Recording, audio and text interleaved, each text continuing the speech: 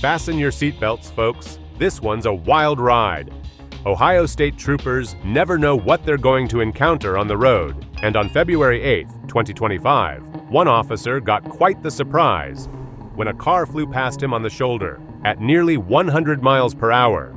The driver, an older gentleman who wasn't exactly thrilled about his ticket. No, I wasn't. No way. And made sure the officer knew it. Let's roll the tape. For a particular reason you were driving like that? I was just trying to get around them. Did you realize you were going 97 miles an hour? No, I wasn't. No way. You came up behind me at 95. When you get by me, you're at 97. Not to mention, you're passing me on the shoulder.